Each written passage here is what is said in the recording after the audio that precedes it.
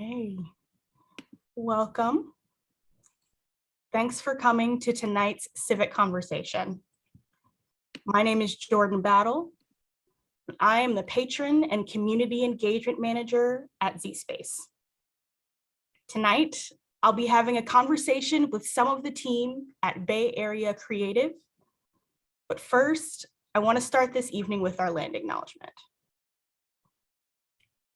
ZSpace holds itself accountable to the work of undoing oppression and advancing equity to overcome our country's bitter history of segregation and racial inequality. As part of that work, we must start by acknowledging that ZSpace resides on the ancestral and unceded land of San Francisco, California, the traditional land site of the Ramaytush Ohlone tribe. Since we are meeting virtually, we recognize that we are all on different unceded lands. We pay respect to the traditional custodians of the lands on which we are meeting, and we recognize those Native communities and extend our deepest gratitude to those who have stewarded this land and pay respect to their elders, past, present, and future. So I'm gonna go ahead and drop this Native land link in the chat. Feel free to let us know whose lands you're occupying tonight. Part of ZSpace's mission is to encourage camaraderie amongst artists and community. And I'm looking forward to hearing from the artists we have on today's panel. So I'm gonna have everyone give a brief introduction of themselves. So Mike, you wanna come on in, introduce yourself?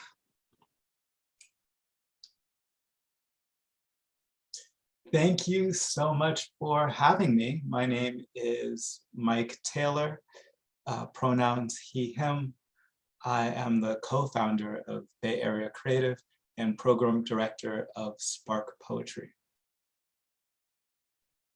Camila? Hi, my name is Camila Aguilar, or Camila, and I go by she, her pronouns. I am currently speaking from Kumeyaay land, also Vista, California, and I too work with Bay Area Creative. And last but not least, Bri. Hello all, I am Bri Blue, she, her pronouns, and interestingly enough, I've done my ancestry and I'm from all over, so I am not as familiar with the native lands as I should be. I'm currently coming from you virtually from Vallejo, California, but born and raised in Berkeley, California, 4 generations deep. And I am a teaching artist for Bay Area Creative. Thank you, everybody. So I'm excited to just jump right in with these questions and maybe leave a little time for that food conversation we started before the Zoom. But Mike, could you tell us a little bit about Bay Area Creative's beginnings and the history and how it all started? Yeah. So the SPARC Poetry Program is a little bit older than the actual nonprofit Bay Area Creative, but Patrick and I started the program SPARC Poetry. We're doing poetry in schools, and the effect was amazing. We started off by saying, hey, let's play games with students in class. These poetry games translate into things they would probably learn in English class, but in a fun, engaging way. We were also working in high schools where instead of telling students like, this is what you need to do, this is what you need to learn, we were having really just open conversations, having them help shape the curriculum and what we were talking about. So they were able to, in a creative way, address the things they cared about. So SPARC Poetry came about as a really just fun, engaging way to teach spoken word and deal with the things that students had going on in their lives in schools. With Bay Area Creative, we connected several other programs serving different parts of the community, whether it's in like corporations and work teams, or in homes working with people dealing with trauma. We use spoken word as a vehicle to positively affect the community. I love that. Spoken word as a vehicle to positively affect the community. I think people underestimate just how important that is and what that really can do for our students. So I kind of want to get a little bit, since I know how Mike and SPARC Poetry started. Bri, Camila, does either one of you want to go first, and what led you to SPARC Poetry and Bay Area Creative? I know Camila can't wait. It's up to you, honey. I guess I can't wait. I'll go ahead and I'll go. So what drew me to spoken word poetry, I want to clarify the question first as well. It's what drew me to teaching spoken word poetry or spoken word poetry itself. I just want to clarify the question. Yes. Both. Yes, and both. Okay. All right.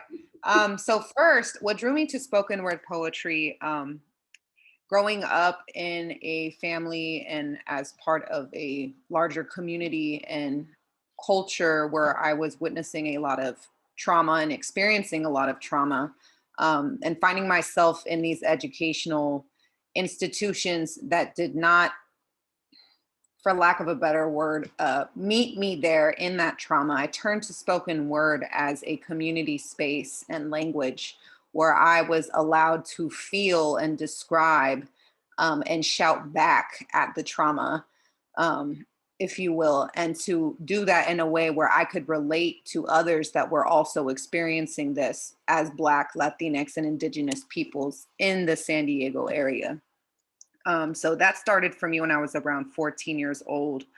And then moving forward, as someone who comes from a family of drug addiction, incarceration, difficulty with educational achievement, I went into teaching because I found myself needing to be who I needed when I was there. And so that's really been my calling, and is my calling, for working with Bay Area Creative in particular with predominantly Black, Latinx, and Indigenous student communities, with the hopes that I can too help them to develop this more holistic expression and identity formation of themselves. Because that's what I see creative expression as being. It's more of a holistic way of expressing oneself and forming your identity in a very white, patriarchal, educational system that we have. Very, very deep. Thank you. Bri. Thank you. Well, if you go back to what got me started with spoken word in particular, I have always been a go against the grain kind of person, and I tend to strike out for the things that other people around me aren't doing. There was no one around me writing poetry. There was no one around me showcasing, putting your feelings out there, and using this as, when I was younger at least, using this as a vehicle for any type of healing or a cathartic reason. There was no one who did that. I was brought up in the era of, don't take your business outside these walls. You don't air your dirty laundry. Keep things, but between these doors and these walls, especially family things. And for me, it was more so about, I seem to have a natural gift at talking, but I'm not so naturally inclined to express myself emotionally. And there's no one around to tell me how to do it. There's no one around to give me a guidebook. And therefore, when it was noticed by a couple of teachers when I was in high school that I could write and I could talk, I took it upon myself to travel down this lane that no one else I knew had been going down.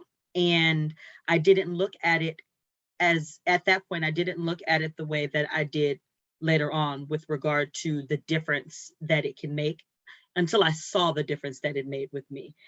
And then I wished as an adult that I had that vehicle as a child and that I knew what avenues it could take me down, what doors it could open. So when you fast forward to me using spoken word as a profession, taking it, serious business wise, Mike was my guy from the gate. With SPARC Poetry, it ignited something in me. I had never considered myself a teaching artist before. I was a poet, I was a spoken word performer, I was an author, a writer, but to have been given the opportunity by a young Black man to open up the minds of students who were not just Black or brown, but who needed to learn how to connect with our culture and our background. To be given that chance and that opportunity was more impactful than I could have ever imagined. And as Mike said, SPARC evolved into being a part of Bay Area Creative, and I've rolled with it. I have had the opportunity to be both a teaching artist for his organization as well as a teacher in the West Contra Costa Unified School District, in Berkeley Unified School District, and in seeing firsthand the impact that not just spoken word, but expression of self, expression of trauma, expression of feelings can be delivered in a way that these students would have never been given an opportunity otherwise. It's what keeps me there. It's what keeps me grounded. And it's what reminds me that it's bigger than me. So he stuck with me. Which I'm fine with though, which I'm fine with. Bri touched on something that I guess is just close to my heart because I love being able to see Black and brown folks get paid. I love being able to see artists get paid. Yes. And to be in a position where I can connect Black and brown artists to regular streams of income is amazing, because it's easy to say I can rock a show on a Friday or Saturday night, but to be able to share that passion and that expertise on a daily basis and get paid for it, if I can give that to as many people as possible, I feel like that's where I'm winning in like the effect that I get to now make. That's a huge point that Mike brings up. I know I can only speak for self, but I know my sentiments are shared in that Mike is our peer at the same time. So to have a peer, and he was my slam team poet before, my slam team teammate before as well. But to have somebody like that be in a position to give us opportunities like this, that nobody's handing out. Starving artist is a term that was created for a reason. So to have someone who doesn't lord it over us, or it doesn't ever come across as like our boss and our manager, but someone creating opportunities and having opportunities himself as well, is something you just don't get. You don't get that typically from one of your peers. And I think that has made a huge difference, as well as, we're just gonna be straight up about it. You don't see Black men being put in the positions to do the things that he's doing for us as a people at all. And it's not to say that there are none out there, that it's not happening, but it is a rarity. At least in our area, it definitely is. And it stands out. And then it's cyclical, I can't say that word, that it cycles through to the students that we're teaching when I'm putting Black artists in classrooms. I'm saying when Bay Area Creative and our team that I love so much and brag about so much, when we put Black artists into classrooms with Black and brown students, when we put Latinx artists into classrooms with Latinx students, something magical happens where the students look and say, hey, that's something else I can do. That's something else I can be. And they're looking at different role models in the class that care about them. And they're not just there for a day. They're like, hey, I have this role model in my classroom that I can get to know over a semester or 2 or years. So we love like being those older siblings in a community and creating communities with like artists and students, but also like having like students that keep running those communities themselves. So I love that. I love that. I just let y'all just go with that. Because I think everything you're saying is super important and super impactful for what's happening with our youth. And like Bri and Camila, you both also like touched on it, but then both didn't say the exact same thing, that you are who you needed to have as a role model, and you both see yourselves doing that for students. I would love to see to hear from both of you, how you see how that's affecting students in the pandemic, of having a role model who looks like them. Who wants to tackle that one first? You go, Bri. You got this. You go first. And something told me, let's see how it has impacted them, as well as how I see the impact that I've made upon them during the I can't even say post-pandemic, because unfortunately we haven't completely gotten over. We can say post-quarantine. When the pandemic started, actually, it was the second half of the school year, and I was teaching second grade at the time. And this was separate and apart from teaching poetry. So I kind of had it twofold. So I had my second grade students, which I took every bit of the learning of the teaching arts and everything to them as their regular teacher. Number one, I gave them an outlet. And I gave them an outlet that wasn't curated necessarily. It wasn't, I didn't put a form out there. It wasn't, you have to talk like this, or you have to write like this, or it was just be. And I think during the pandemic, that was one of the key things that my students, after that, the second year I had 7th and 8th grade students.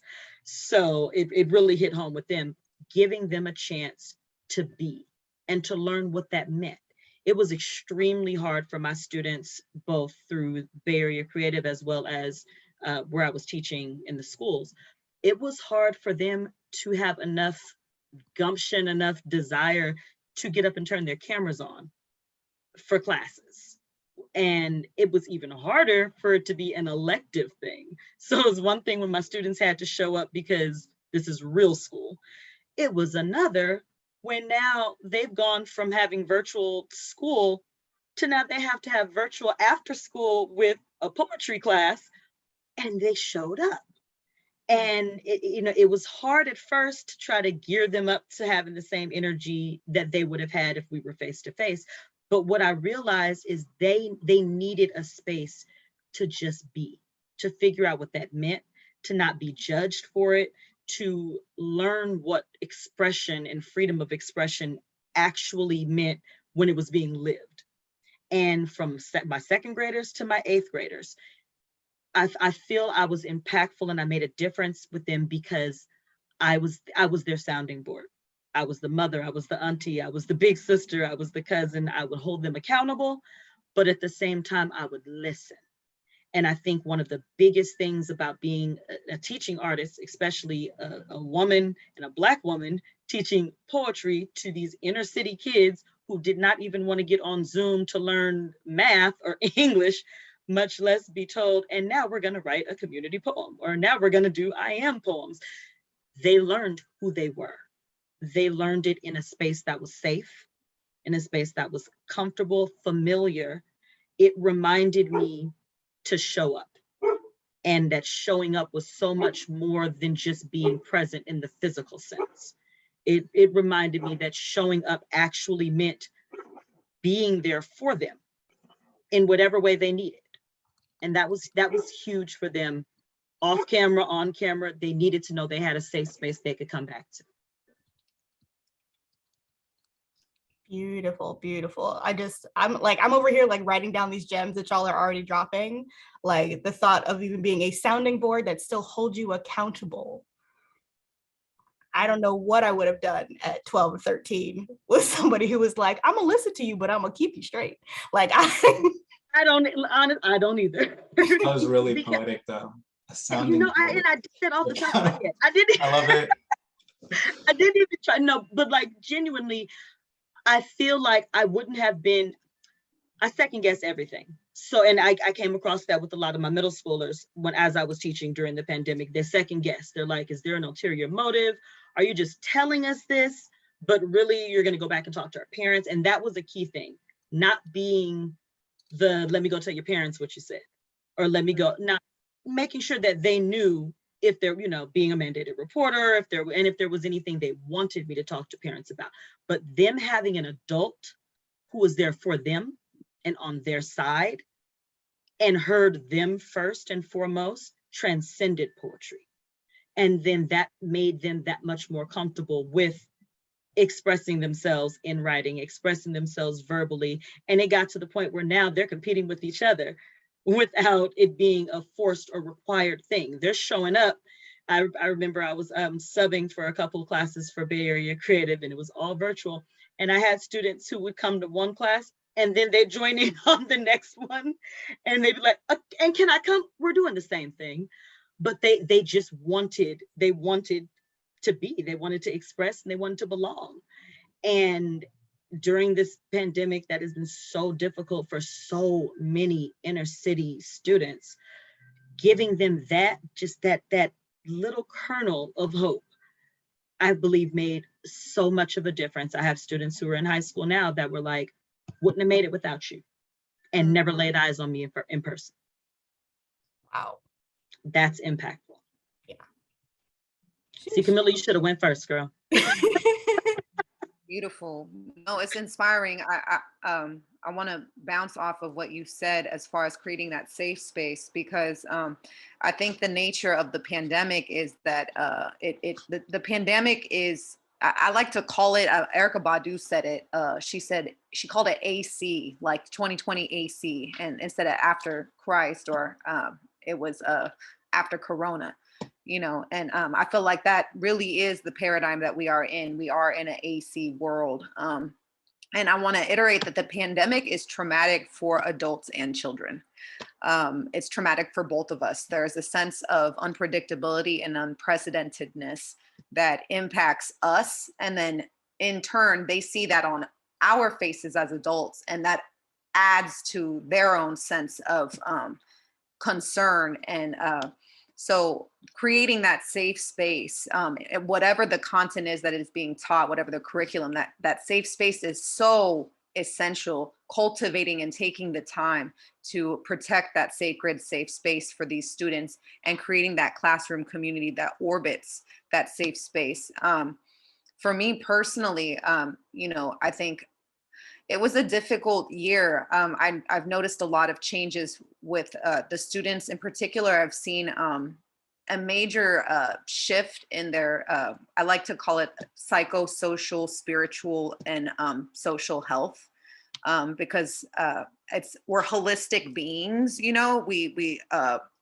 We're not these segregated people. Just because I come in a classroom, I don't stop being a Latina, Indigenous woman, or dealing with these things at home. And likewise for the students.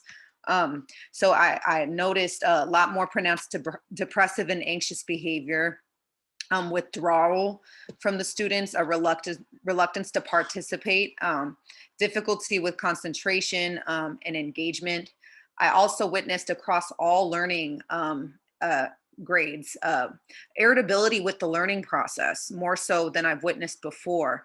A resistance to classroom community and structure in the physical space, because it's almost as if when we went virtual, it in a strange way, it almost it made the physical classroom space seem kind of arbitrary in some ways. Like, why, it threw everything up. And there was an increased fear of failure that I saw in students, and a decreased faith in adults' leadership skills. authority figures, because of that pendulum between, you know, in person to Zoom learning, that they were, and all of us, of course, were like, what is going on? What are we doing? And so, and this was, of course, disproportionately impacting Black, Latinx, and Indigenous students. So for me, that was the challenge that I continue to see that we are facing as teachers and as classroom and school communities. And then, of course, you add on to it more of this hypervigilance, the prevalence of social media, the accessibility of, you know, really traumatizing information like what happened in Uvalde, Texas, you know, and so forth. So I think all of these things have culminated in a completely new landscape. So for me, so that I don't, you know, ramble, one thing I think for me and who I needed to be when I was younger, the wild thing is, like, when I was younger, this wasn't happening like this. So there was a meeting, I needed to meet them where they were at, but also to evolve in my own mind, like, who would I need if I was them in this situation? I had several students that were dealing with depression and anxiety. And one of my students actually did unfortunately pass away due to depression and anxiety. And so I think for me, what was so important was showing up as my own holistic self in a way that was professional, but also vulnerable, in the sense of saying, hey, you know, I had a student that I remember, brilliant poet. She wrote this poem about panic attacks. And I was just honest with her. And I just said, you know, a couple weeks ago, I had a panic attack. And it was, and let's talk about it. What does it look like to, you know, no, like, this isn't extracurricular to school. Let's take this thing that you're dealing with, which is related to what's happening in the world around you, and let's focus on that and learn poetry while we also learn and talk about something that is relevant to your lived experience. And this was a young Black girl who was writing these incredible works about mental health and her experience. So I think for me, in you know, the AC, the after Corona paradigm that we find ourselves in, there's this need to find, and I love how you said that, Bri, was you mentioned accountability, and it's finding that balance between empathy and accountability, you know, with these students, finding that balance between being more open ourselves as adults, as faculty, but being professional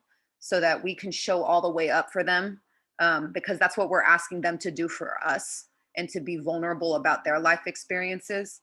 And also finding that healthy balance between creating classroom structure, but also allowing for that organic communication and connection to occur between these students who are now trying to understand, again, what does it mean to be in a classroom with sitting around all these people with this, what is this space, you know, because this was fundamentally disrupted for 2 years. So that's what I guess I would add for that particular part of this question. Thank you, both of you. It's like, I can tell that the work you do with students, you really take that home and it sits with you for a very long time. And so I wonder, because you touched on it, Camila, that, and I totally agree, that the pandemic has been traumatic for both adults and our youth. Mm-hmm. Like, full stop, it's traumatic. And I'm curious how you all personally are finding ways to, like, take care of yourselves and sustain yourselves in this work, because you're not carrying just your own trauma of the pandemic, you're carrying the trauma of all these kids. How are y'all finding the way to do that? I'll speak up now. It's been hard. It's been hard for me. I found that it's almost easier to show up for my students than to show up for myself during this time. Happened for that. Yeah, and I know that's not, you know, the healthy way to do. Yeah, everybody always says you have to take care of you first before you can take care. But it's something about always telling myself I'll be okay. I'll be okay. I need them to be okay. And I need them to know that they're going to be okay. And I got to be there for them for that to happen. And oftentimes I think we as people of color, as people from underrepresented communities, and then being put in position to be mentors, role models, teachers, leaders, counselors, all of that at the same time, we have that push and pull between we'll be okay at some point and oh snap, we really got to be okay now, because if we're not, who's gonna be there for them? So I think I often have a difficult time with self-care and with not looking at it as selfish at the same time. And I can spout the rhetoric to everyone else, and I can tell them how important it is to take care of themselves and to do all these things to remind them how important they are, so that they can be influential and essential to essential workers, as they called us. But at the same time, I will backburner myself in a second if it means I can save or at least reach one of these kids, one of these youth. And that can be to our detriment at times. I have to remind myself, I have two children myself, and I have to remember they need a me just as much as my students need a me. So that ends up becoming my centering point, so to speak, because I'm the person who can work all day long. I know Mike can attest to this, and forget to eat because you're on the computer or you're doing that. You're like, oh, I was supposed to have like 3 meals today. I had a snack. So, but when you have kids, or you have kids that you're around or responsible for, or young people that are relying on you, that's not in your 8 to 3 hour day, you have to remove yourself from the heaviness of what is and be for those other people. It's not easy. It is, I'm one of those people who, I always took my work home with me prior to the pandemic. So when your work literally is at home with you, there was no separation for me. I'm not sure if Mike and Camila can attest to that as well, but like everything revolved around exactly what we're doing now. It was all sitting here and on this computer, and that's what life became. So trying to transition from that and keep sanity about us it's very difficult. It's very difficult for me, and I do tend to forget to put myself, first, because I always think it's somebody that needs just a little bit more of me than me. Beautiful. Don't act like you don't forget to eat too, Mike. No, I totally forget to eat, and like wifey probably gonna come in the room and like grab me a protein shake right now. She looks after me a whole bunch actually. But I think, because I want to answer this for both the classroom, but also my personal life. In the classroom, or in general, the pandemic broke or splintered or vacuumed away communities. Because there was like the poetry community that meets once or twice a week at open mics and slam. There's dance communities or comedy communities, or you and your friends that hang out and chill and go for drinks at whatever bar that has outside seating. But there's all these little micro communities, your work community of people that you don't care about, but you care about. I care about my work community, but I just imagine like people that work in an office all day stealing each other's lunch. There's all those communities that were really based on all these small interactions that we didn't even realize how much we valued until they were taken away.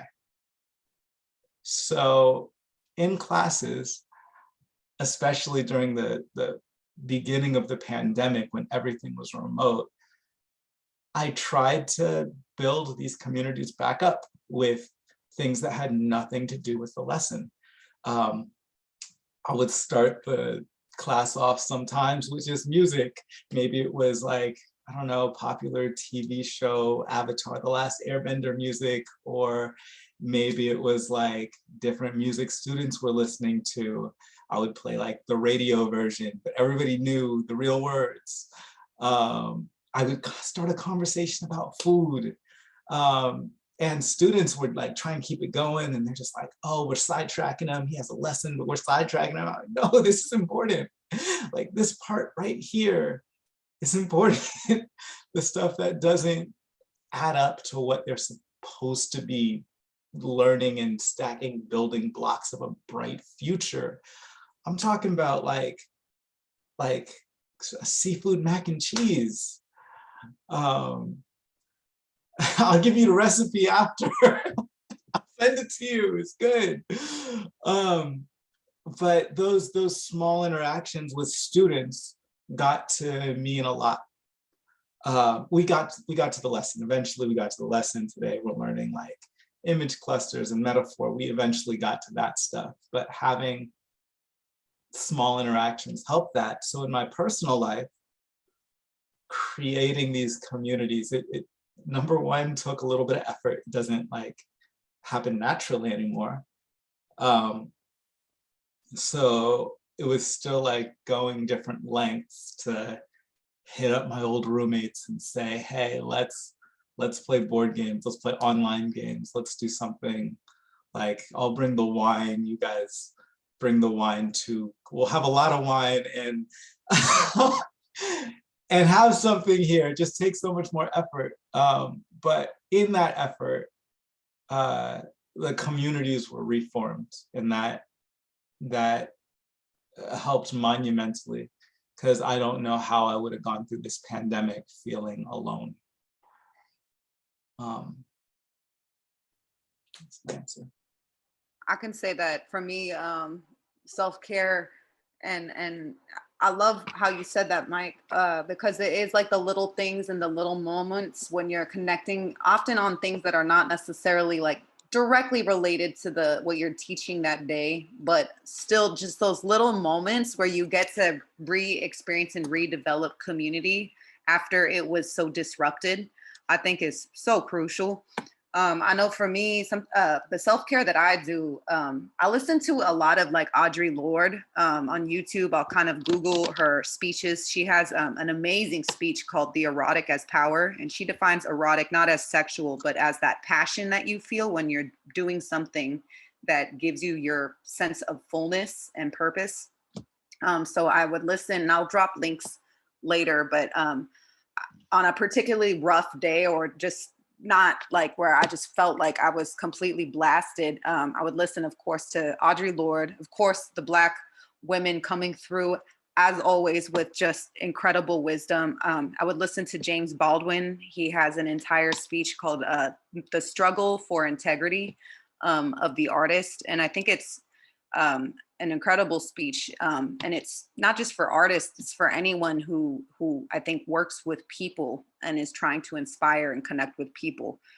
So I would do that. And like Mike said, the little things really are the big things, you know, whether it's the sound of my pop's laugh or a butterfly just happening to go by, you know, and taking the time to just observe those little things. But sometimes there's those moments where those little things aren't enough. And that's when I feel like I turn to ancestors such as, you know, Audre Lorde or James Baldwin or Gloria Anzaldúa, different works where they're passing down that knowledge, that sacred knowledge to us of what it means to move through these painful times, you know.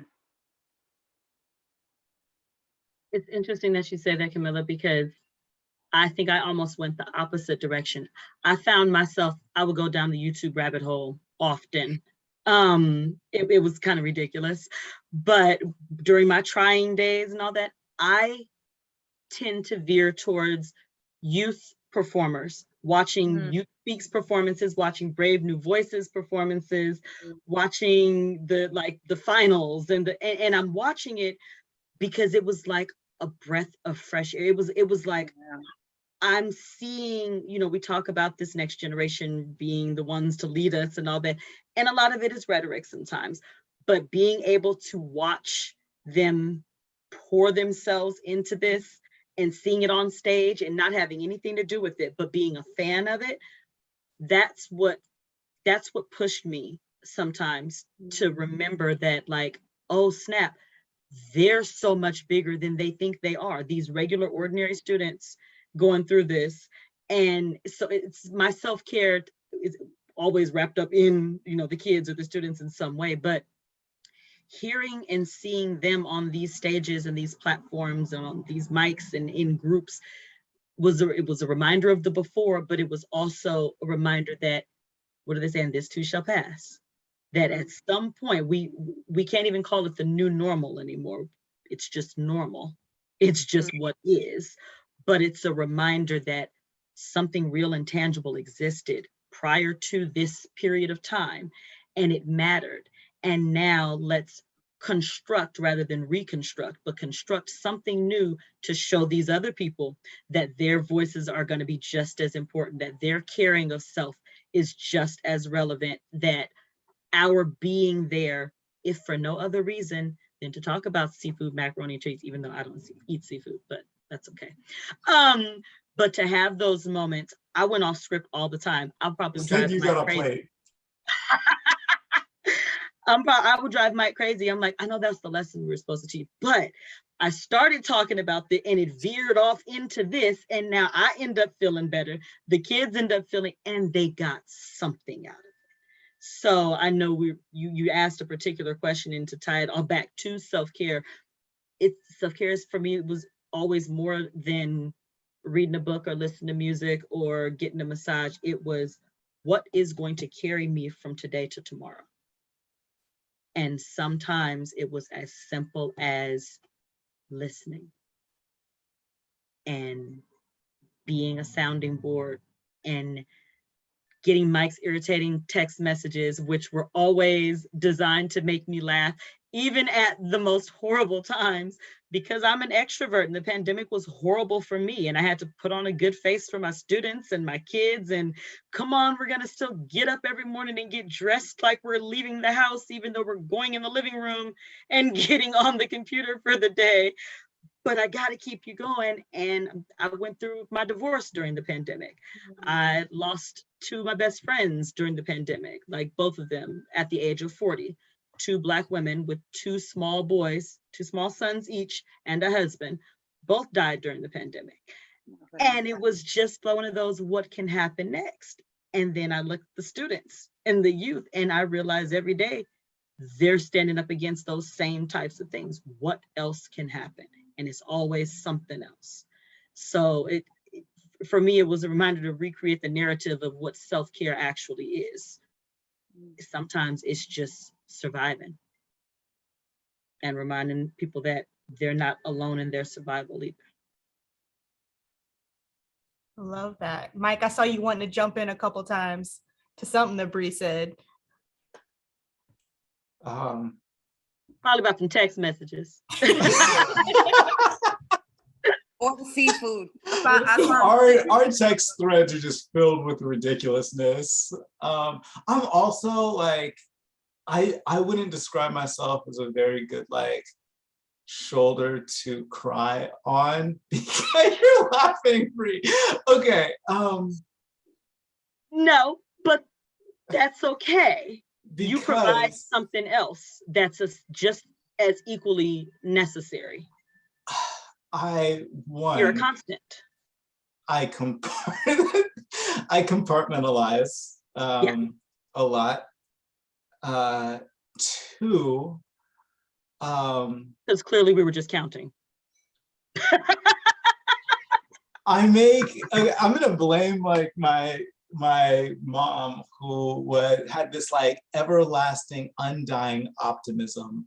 And she would make jokes at the worst times, but it was really to just give you something to smile at, and give you something to look forward to, and give you something to like this right here is bad, but if you can find a way to like lift your head up through it, like you're gonna keep going. So, which makes me like a person to be able to lighten the mood in the best way, knowing that with people that I know, to let them know that I care and I'm here. But I also might make a joke. Oh yeah, he clearly has the most inappropriate responses to outsiders. Like outside people will be like, why would he be joking at a time like you just told him the heaviest thing? Because sometimes you need those people who can just lighten you for a moment. It doesn't mean they're going to remove the boulder from your shoulders. And I think this carries right over into teaching and working with these young people. We cannot change what's happening at home. We cannot change what's going on in their family lives. We can't change what's happening with them in another class with a different teacher. All we can affect is the time and space that they spend with us.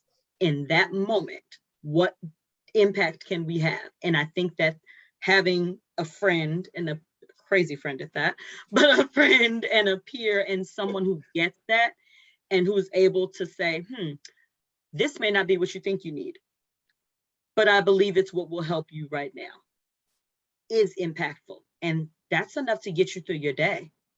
Because a lot of times when we're like, how the heck are we going to put both feet on the floor in the morning and get up to make it through this day, much less put on a good face for these other people, for these kids and their parents. And it's not that we don't care, but geez, when will it end?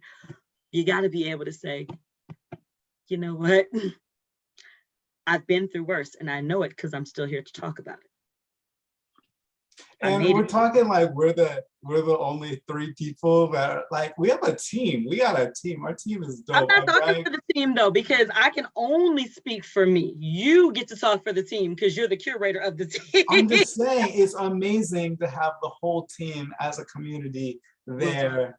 And sometimes it turns into work things. Sometimes, hey, I'm going through this right now. Can you sub for me at this school? This is what the students are doing. These are the personalities of the students in the classroom. Can you do that? Sometimes it's really cool when we all get together as poets in a community and just, I don't know, chill.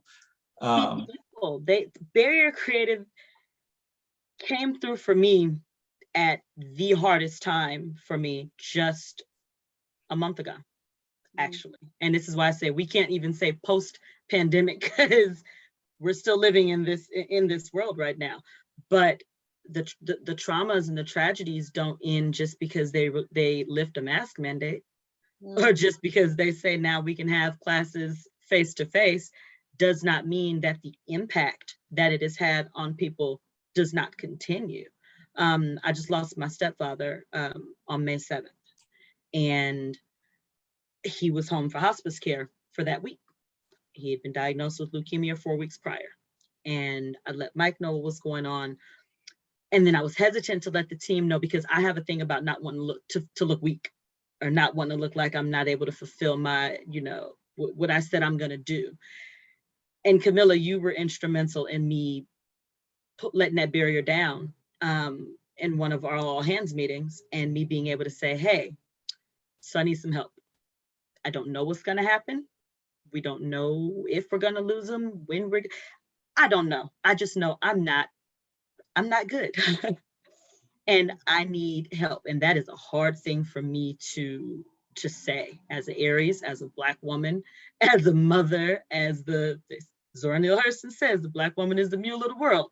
It is very difficult to then release and relinquish those things to people who have no ties to me other than a working relationship. And for them to remove all of those work labels and co-teaching labels and say, whatever you need, we got you. And for them to mean it. That is community in the works. And that is us living what we teach. That is us being who we're teaching these young people that they can be. When we show up for each other in ways like that, that's an impactful thing that will stay with me. And that you can't put a lesson plan around that. That's beautiful, Bri.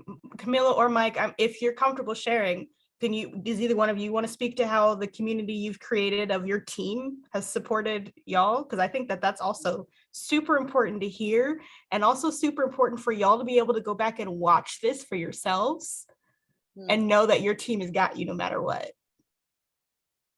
I can say that I teared up, Bri, when you were just talking on that, because I felt an immediate connection when that was happening with your stepfather. Because last summer, my Theo, who was in many ways kind of like another parent to me, but very, very my closest Theo, he passed away, and he was in hospice for cirrhosis, something alcoholism, which affects many Black and Brown families. But in that moment, I felt like when that was all happening back in fall, this is prior to, the point is that Mike and Bay Area Creative and the community that I found with students was so crucial to helping me to transform my pain and to see the larger beauties and tragedies that we are all experiencing together. And so it was almost as if in that moment, when fast forward to May and late April, when you were honest and transparent and vulnerable, I felt so connected to you. And when you were just expressing and anything related to hospice, I immediately, shot back to my experiences. So I think having those community spaces where we are able to balance that professional relationship with also just being human to each other and treating each other as holistic beings, and having those times when we can be vulnerable and say, right now, I mean, even Mike, you're not a therapist, but I will say I was having a hard day, and my father was not doing well. And I was parked in between classes on the side of, I think, a TJ Maxx. And I was just sobbing in my car because my father's heart was not doing well. And I called Mike, and you were just such a calm, beautiful, just empowering, it's more than like a boss or like a friend, in many ways, like a chosen family, a mentor. And that community in that moment for me, as well as with Bri, just is so sacred. And it helps me to remember that we are not alone in this. And it's important to create that community amongst ourselves as teachers, as professionals, and as poets, as people, as human beings, and as students too, because we're students too. We're all learning just as much as our students are. As we, if this pandemic has taught us anything, it has taught us to be humble, but to be fierce, and to find that balance and to move forward with that humility, with that fierceness, and with that community. If like Mike, to bring it back what you said, it disrupted our community, and it reminded us how, I don't want to cuss, but how dang sacred it is, how sacred community is. So I just want to thank you and Bri as well for reminding me, and also to all of the folks hosting this, Jordan, and to our ASL interpreter as well, as we all share this space together and actually find time to talk and really feel through like what exactly it is that we have been experiencing and going through, and what we're moving towards. You said, I do remember that phone call. I do remember that phone call. You said, I was like doing all of this. All I remember is I was like, yeah, like, let me know. Stopping. Also, like, your pancakes will not come close to my pancakes. I'm just saying. Right. Like, he gave me some type of low shade about, because we're in a war about who makes better homemade pancakes. And I was like in between like my ugly cry, my eyes were all poofy. I was just like, if that makes you feel better about, like you tell yourself that, Exactly. Exactly. And that's why he works. That's why he works in the position that he's in, and for the people, the chosen people. This is what's, for me at least, it's different from your regular workforce. From your, Right. and like I said, I teach, so I have my, The- you know, I have my co-workers and other teachers. Mike has chosen the people on this team in some way, shape, or form. And then we all are this hodgepodge mixture of people who would never have done more than just cross paths before, but who now are in such a position where I find I'm sharing things with Mike that I'm not talking to my close friend about, or because of the space that we've created and the vulnerability that's okay. And being able to cut Mike out when he frustrates me, but then turn around and in the same respect, he know that I don't respect him any less at any time. Like having that kind of vibe, I think is something that is desirable for so many people, that they don't know what it means until they have it. And I didn't know what it meant until I was a part of this. Like it's bigger than poetry. I love that. I love that. I truthfully just gave you all the space to like, I asked you about your self-care and then I know we just took over. No, it's beautiful because I asked you about your self-care and then you morphed into, but because I'm not necessarily fully taking care of myself, this person's got me, this person's got me, this person's got me. And it was just so beautiful to watch that I was like, I'm just going to let you guys just love on each other for as long as you want. And thank you for making us sit still. I don't sit still and talk and not do other things at the same time. Like this is a necessary thing that I did not realize was necessary until we started conversing. I will do 5 things at one time, all the time. Mm-hmm. And then look at my to-do list like, still didn't get to that. But blocking this time away and it being undisturbed by other people, but also forcing myself to just hone in on the discussion and let this be it, that's something pretty new for me. And I think it's pretty dope. That's a poem you're gonna have to write, hermana. That concept of sitting still. That was deep. Thank you.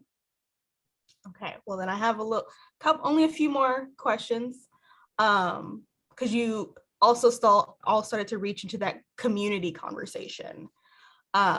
What hope do you have with the community you've built of like students, teaching artists, that whole organization? Like, how do you hope that the community you've built will help the Bay Area arts community evolve? I'll take this one. Mike was ready. Mike was like, I got it.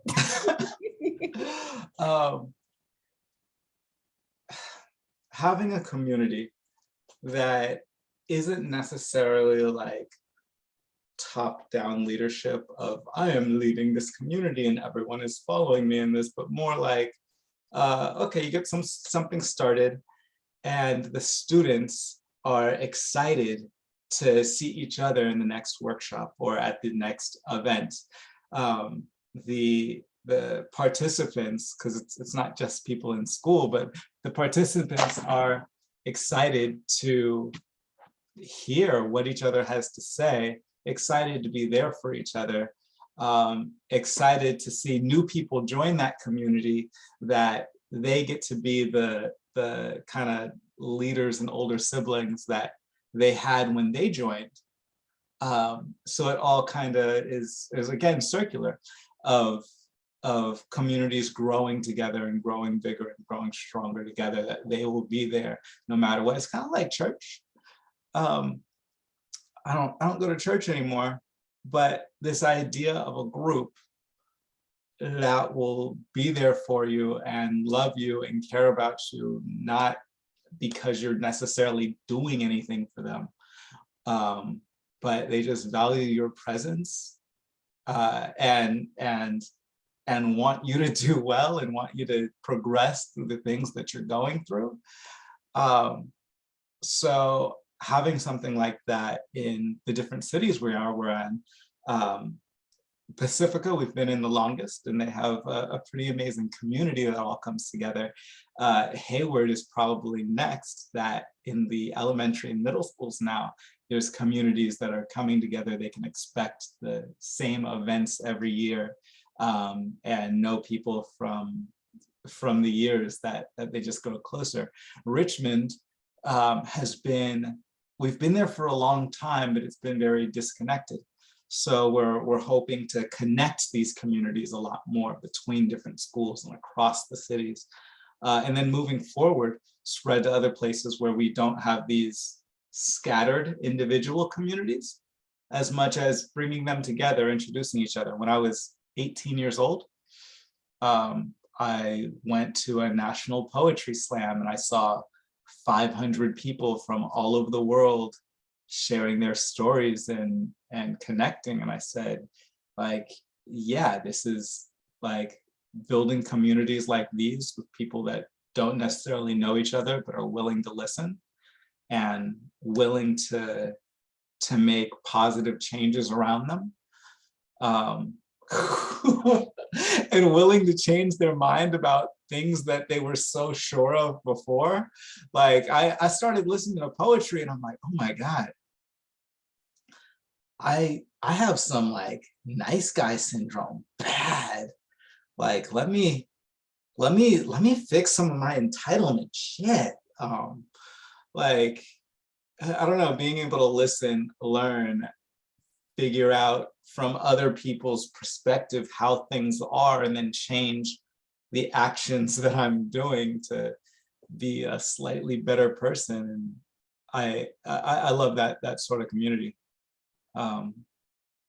So to answer the question in a more direct way, bringing people together to make the world better, one community at a time. Love it. Nice little soundbite there, Mike. Yeah. It was good. It was very succinct. That was that 30-second hotspot that you get.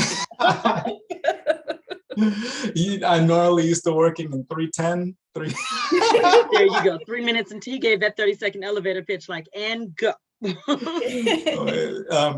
reference there, poetry slam, which we haven't really talked much about, is well, let's go back. Spoken word is poetry that is really written or exists to be spoken. It's this thing that's going on between us. Poetry slam is when you take spoken word into a competition where there's time limits and rules and judges. So with youth, we're really It's battle rap for poetry. Battle rap for poetry.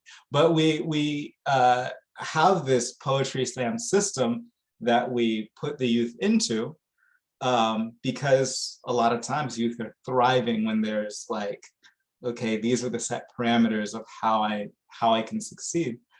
So even though it's a fun competition, they get so much more out of it than how to write a slam poem. Beautiful. Thank you.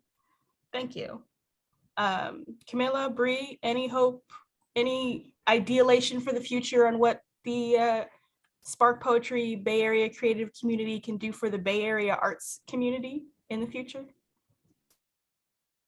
I think my hope is to continue being part of this incredible community of poets, teachers, students, and to continue to move towards a more holistic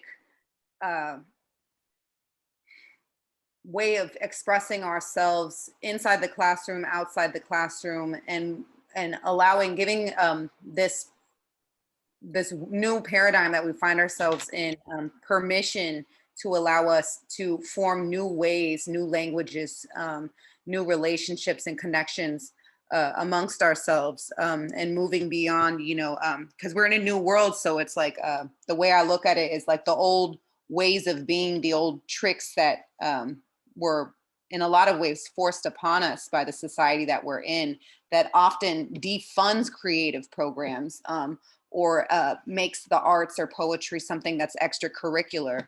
I think it's moving towards a world in a community space where we see poetry as a legitimate, you know, lack of a better term, epistemology, a way of knowing, a way of expressing, you know, and where we can value that feeling, that depth of feeling, that depth of relating to each other through poetry, through our community, as being just as, you know, robust and as rigorous as any scientific, you know, journal or essay, you know, and where we can move, especially as Black and Latinx Indigenous peoples can continue to evolve what it means to speak and to listen and to be in communion with each other in these educational spaces.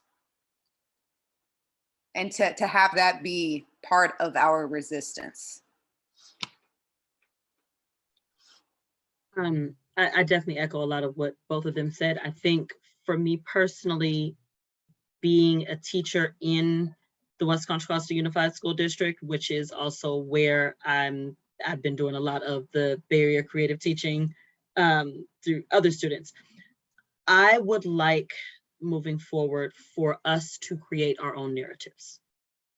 I would like this concept of being an artist to kind of, as Camila said, not be an extracurricular thing, not be a hobby. I want when people ask these students, what do you want to be when you grow up? And someone says a poet or an author or a performing arts, you know, I want to do performing art, where that's not looked at as, okay, well, but what do you really want to be? Like, what do you really, I want that to be on par with, I want to be a teacher, or I want to be an engineer. I want to be, I want that to hold the same weight. And so I think in creating our own narratives and in making this the norm and normalizing artistry and in the written, in the spoken, in the expressive ways that we do it, and normalizing that, students will then be able to walk away and take this home, and they can become the teachers to their parents, and they can bring this to their, you know, to their households and their families. I want families to get involved and on board with, oh, my child just wrote a poem, and that having the same level of importance or relevance as my child just got this honor roll certificate. Like, you wrote something, you created something that as soon as you put that pen to pad, it will exist forever because you have put those words down on paper, and it can't be removed. I want that to mean something. So I feel like carrying on what Bay Area Creative has pulled together and started, I want it to elevate by the people. I want it to grow in these communities where it becomes a staple, and where the Black and brown people are like, yeah, we need poetry as a core class, just like we need US history, or we need, English language arts. Yeah, we need this, and it's necessary. We need US history, like the real. we need history, right? But like, well, it's being taught as fiction. There you go. But normalizing that in the same breath, being just as indignant about not having African-American history, African-American studies, or Latinx studies taught in schools that are primarily Black and brown students, having that be just as important as, hey, we need this creative writing class. We need this, this poetry class. We need to teach them about being authors, about self-publishing, about making your passion pay, about this needs to be just as powerful as these other life skills we're taught that we're supposed to be teaching these kids. That's what I want to see this morph into and take off on its own. And I believe in it. That's great. I want to give you all an opportunity. I know you know each other and you're all like family. Is there anything that anybody else said tonight that struck a chord with you that you want to circle back to, or you're just like, I want to hear more on those thoughts? Because I have one final question, but I want to give y'all an opportunity to really sit down with each other. Like you all said, you don't really have this opportunity to sit. Because I've been taking notes that y'all are just amazing. So I got 2 pages of notes over here. At one point, I'm not even sure who said it. Somebody said a student wrote a poem about something, but I can't remember what that thing was. Panic attack? Camilla said it. Yeah. And I don't know, I just like, if I was gonna ask a question or to like talk more about something, it's what do your students write about? Like what kind of topics do they talk about in their poetry? That's for both Bri and I to answer. I can answer it too, but I want to hear from y'all. Oh, so this is okay. Specifically for me, yeah, panic attacks. One did write about school shootings. One wrote about how I think they wrote a God, what was it? It was a diss poem to Burger King French fries, and then someone else did one on Taco Bell being trash. Another person used the that's right, they had this thing where we used the lingo of war, and they used that to describe Taco Bell. And others wrote about depression, teen suicide, about white America. I had a student who was from a very hard part of Hayward, a young Black student. He wrote, "In heaven, the guns fire confetti." It was just one of the most incredible poems I ever had. And I just remember having him read that out loud and seeing it bloom over his face, like, wow, yeah, I wrote that, So that's a lot of the theme. A lot of poems also about, sexism, homophobia, white America, George Floyd, Breonna Taylor, the border, people making fun of their parents for speaking Spanish. Those are some of the topics that my students will write about. My students write about pain. My students write about being bullied by family members. My students write about normalizing trauma. My students write about things that adults write about, that adults don't realize their kids are experiencing at the same way. Like I didn't have students who wrote light, and that mirrored so much of what myself and their family members and community were going through, that I got it. But a lot of what Camila said, what was happening, what they were seeing, police shootings was huge. But what was interesting was seeing the different ways that they wrote about it. You had some who were, oh my goodness, I can't believe that this is happening. And you had others who were, yeah, such got shot down the street yesterday. It was just another day. Just another, but like just seeing the effect and the desensitizing that so much trauma and tragedy has had on the young people was evident and apparent in their writing. I would see a lot more hope, and it was interesting, gender-wise. I would see a lot more hope written about for a lot of the girls. I would see a lot more what came across as ambivalence or nonchalance purposely written by a lot of the young men. And it was a testament to what they're being taught once they leave outside these classrooms, these school walls. They were, they're taught that this can't affect you so much so that you can't be masculine, you can't be a man, you can't, go out there and keep your head on a swivel. You can't be affected in that way. Whereas a lot of these girls were taught, there's still hope. There's a chance. We can't give up on us. We can't. And that was apparent in so many of their writings. But what I saw over time, like over the course of the school year, especially with my middle schoolers, a lot of that hope started dwindling or else turning into anger. A lot of the resolve, like, well, things are not always going to be this way, started turning into, well, are things really going to be this way? Like, what's going to change? And that became hard to read, but easier to discuss with them, because it was a reminder, like, they're taking all of this in.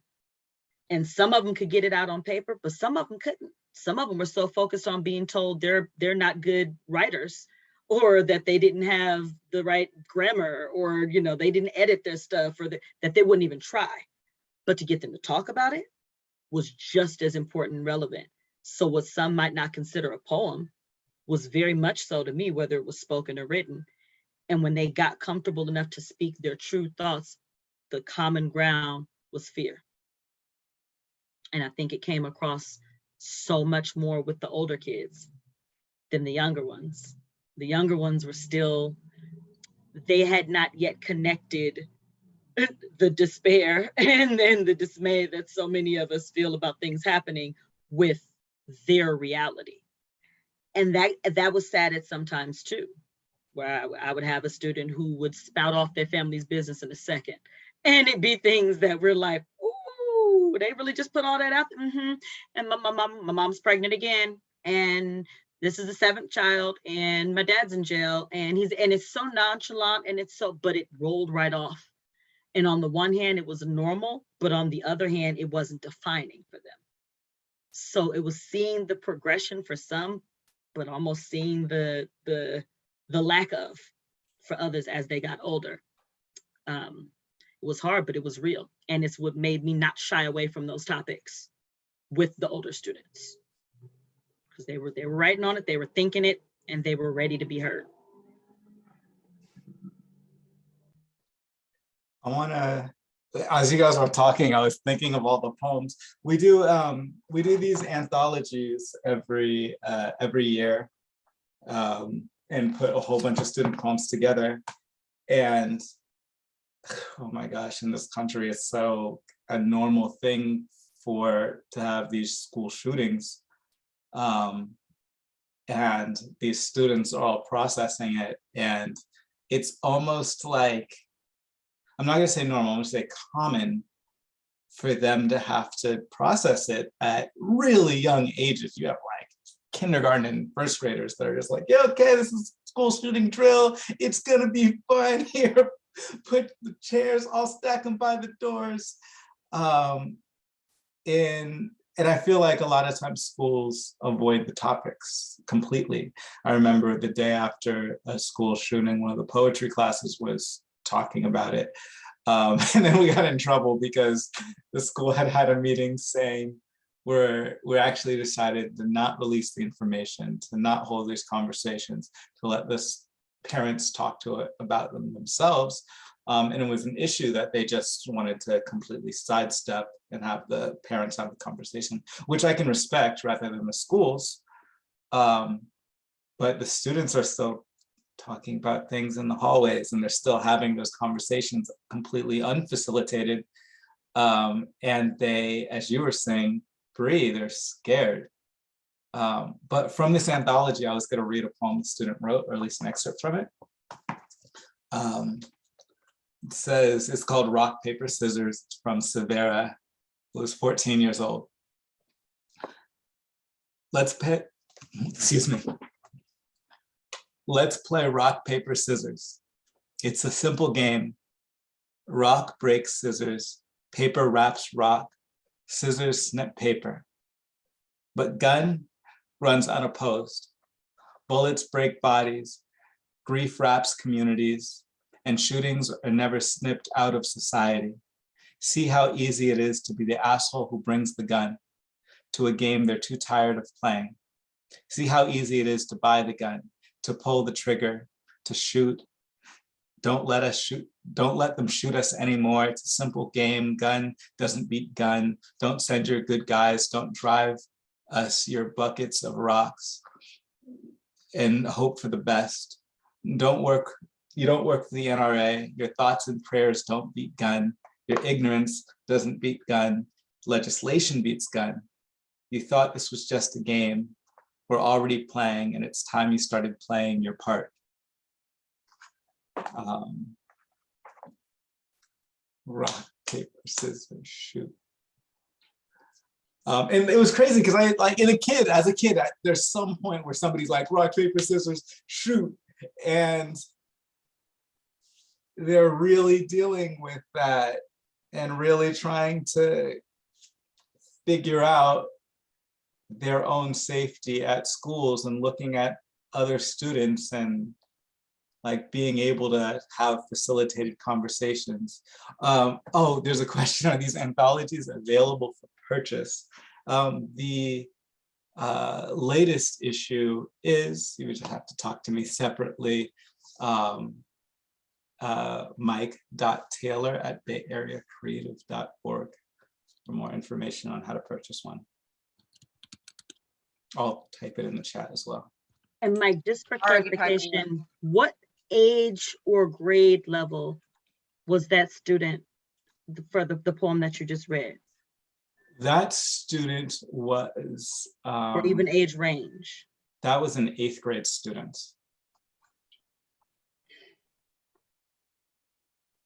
That makes my heart just. That was, although she had been in poetry since 4th grade. She was in one of the schools that were in there from 4th to 8th grade. So that was an excerpt from her poem, Rock, Paper, Scissors. Haunting. It's haunting and it's brilliant. It's haunting. There's something about when students are able to take something that is normally perceived as being very colloquial and very innocent, like rock, paper, scissors, or a nursery rhyme, and then are able to reframe it, which is a curriculum we have. Sorry, my eyes are all watering because I'm all just impacted and thinking about Uvalde and also in Buffalo. But yeah, that's incredible. It's haunting and it's a piece of truth that like Bri said, that the youth, the generation, you know, it's who we're fighting for, but at the same time, they have so much to teach us and to remind us, you know, moving forward.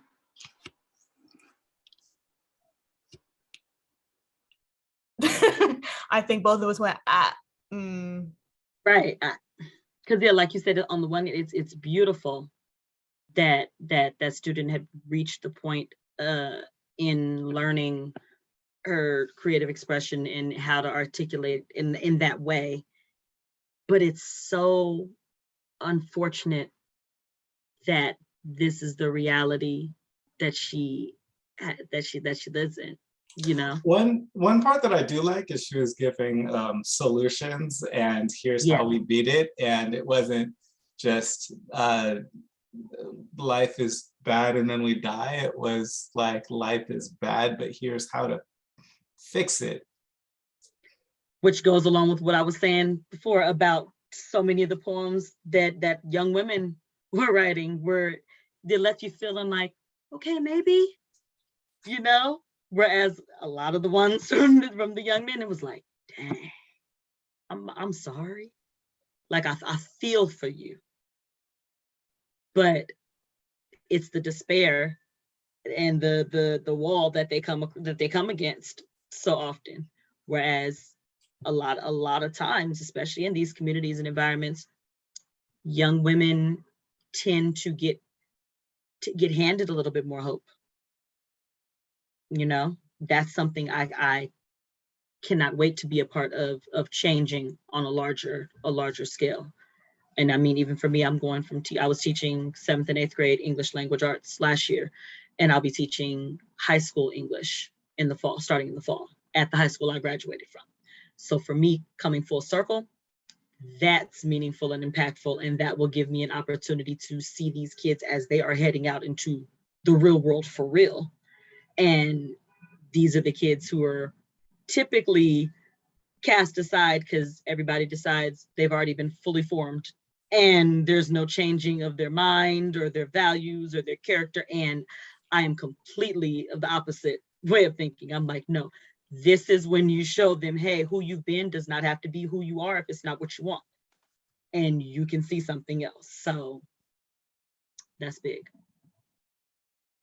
Thank you so much for all of your participation this evening. Mike, I want to give you an opportunity to let us know what's happening with SPARC Poetry, what's coming up next with Bay Area Creative, just so we can keep it on our radars for the future. Definitely. So in October, we are celebrating our 15-year anniversary, and that is going to be a huge party. Everybody's invited. got some of the alumni performing, the coaches there, some of the teachers we work with, all of the teaching artists. We also have shows and events all over the Bay Area, scattered throughout the school year. So our big fundraising push right now is we're trying to move a lot of our contractors from being just paid as contractors to have a sustainable living employee, full-time employee living stream. So the funding that we're looking for right now is going towards supporting artists to be artists full-time. And you meant like stream of income, right? Stream of income, not a river of You were living water. stream. I wasn't sure what you was talking about. The interpreter Yeah. was trying to figure it We out. want to make Like, sure these poets keep living under the bridge next to the stream. Oh my goodness. Sous le pont. Oh my goodness. So again, thank you all so much for your participation this evening. It's been a lot of fun. Mike, Camila, Bri, all of you are wonderful human beings, and I hope your students know that they are in the presence of some fantastic people. I want to also thank Lisa and Brenda, our fantastic ASL interpreters who have just been keeping going with y'all the whole night long. Thank you all so much again, and everyone gets no. You all have a good night. Thanks Thank so you for much. having us. And shout out to the rest of the team, because none of us are able to do any of this by ourselves. So Bay Area Creative as a whole is definitely responsible for us being what we are. We're just a piece of it. Thank you so much for having us and holding this space. And also thank you again to the ASL interpreter, because that is a language that I, as someone who's, teaches Spanish and English, ASL is one that I think I'm going to have to learn. So thank you for making it so inclusive to all. And thank you again for having us. This has just been such a sacred and wonderful experience. Thank you.